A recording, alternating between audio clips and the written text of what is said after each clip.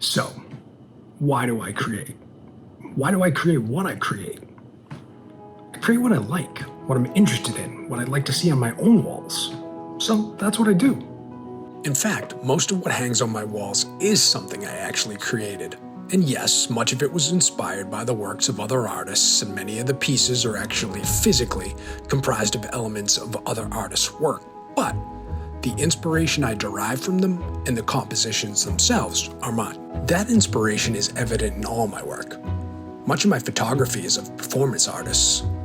Much of my digital content is about those same performers, or me recommending films and series I think you should watch. All of it, all of them, inspire me to create. So I do. And now I'm creating something else. A new series where I'll be sharing some of my physical creations, offering insights into how they came to be, and delving a bit into me, the person behind the creations.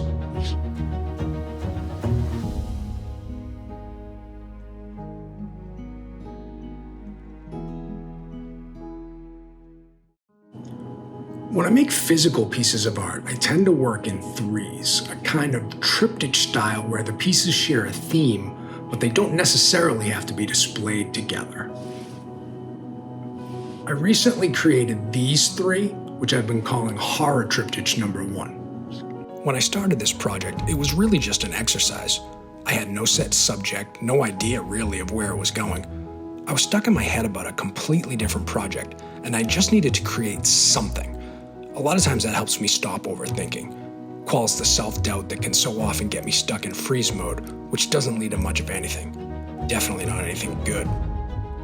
So I grabbed these three 18 by 24 inch canvases and decided to apply a different primary colored background to each and see where it would lead. Before I was even done applying the background coats, the idea for a triptych of multi-generational horror characters popped in my head, and this project started to take shape. Almost immediately, I landed on Frankenstein's monster and Jason Voorhees as the first two pieces, but it took a bit before I settled on Art the Clown as the third and final piece. A few Google image searches later, and I had my reference photos and was off and running. Now that I knew what I was painting, I started to set some parameters for the project, one of which was experimenting with color mixing. I decided to change the color palette for each piece from what was in the reference photo, and the palettes I chose would give me no choice but to mix colors. So glad I did. The process was a lot of fun and gave me the confidence I needed to keep experimenting with different color combinations and techniques. I also committed to working on these a little bit every day, even if it was only for a few minutes, until they were done. When I'm experimenting with something new, that self-doubt I mentioned earlier can cause me to pause projects for long stretches of time or abandon projects altogether, and I was determined not to do that with this project.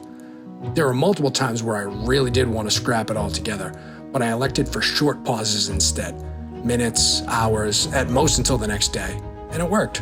As I went along, some pieces started to progress more than others, so I would switch my focus to whichever one was closer to completion.